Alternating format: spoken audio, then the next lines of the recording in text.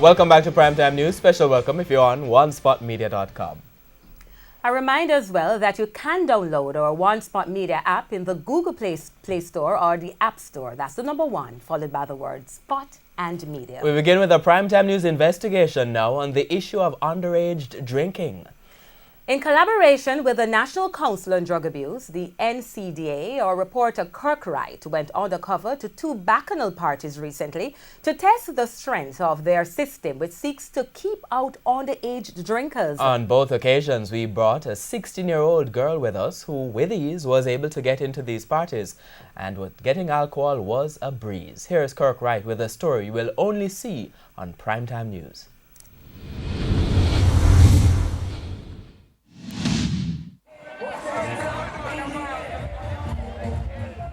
Wherever there's a carnival party, there's going to be alcohol, and some teens are going to be trying to get in.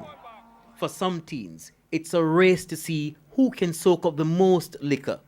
The research also shows, interestingly, that young people, what they consume now is hard liquor, which we call white rum, red rum, vodka. Those are the things that they consume most of all.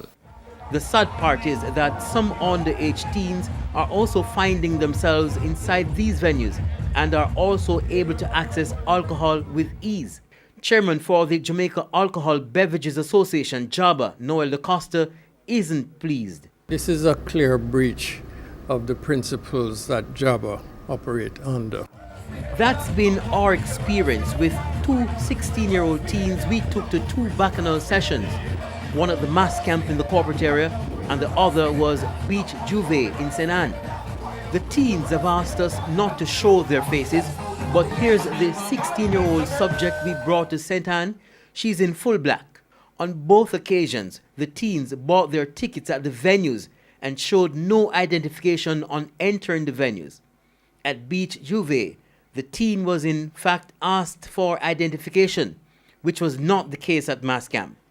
All the teen had to say was she never knew ID was required, and that was it. Access granted. On several occasions, the teen went to order alcoholic beverages, and she was served. While admitting that his security system might be very tight, one of Bacchanal Jamaica's directors, Michael Amar Jr., says it's not foolproof. He says they have 3 levels of security checks to guard against underage drinking.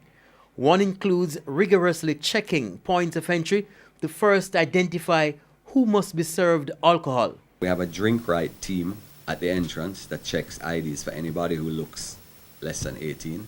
It must be a driver's license, a national identity card, or a passport, or a picture of it. Following that, there is a red stripe drink right team that makes sure that our drink right team is checking all along. And then when persons go into the mass camp, there are drink right monitors that if they see an underage person receiving drinks, they are ejected from the mass camp along with the person who is giving them the drink. The interesting thing is that police officers are usually at these parties, but they don't check for underage drinking. Noel DaCosta says this might be the point where the police get more involved, since underage drinking is against the law. Getting into the venue is probably not something that the police should be too involved in, because it's not illegal to go into the venue. It's illegal to serve underage people beverage alcohol. And that is where I think the police could be more involved, because the law is actually being broken. I would say that the police are probably not going to want to get involved in the actual checking. But we have 3 teams of people who are trained and paid to do it. And so that is where we need to ensure that they are doing their job properly. Director of the National Council on Drug Abuse, Michael Tucker, agrees that the police now need to do more at these sessions. There's much more that they have to do, because they have to maintain the laws, not only in terms of law and order, peace and our safety, but they also have to protect the young people that are in there against getting alcohol and getting themselves into problems. Mr. Tucker says it will take a collaborative effort to help get rid of underage drinking. There must be a responsibility from the producers and also from security forces. The people who produce alcohol and the promoters have to ensure that adequate, checks and balances are put in place so the youngsters can't get their hands on alcohol. So either at point of purchase, or retail, or wholesale, or in these events that are held.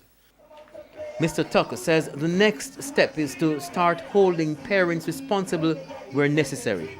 Kirk Wright, TVJ News.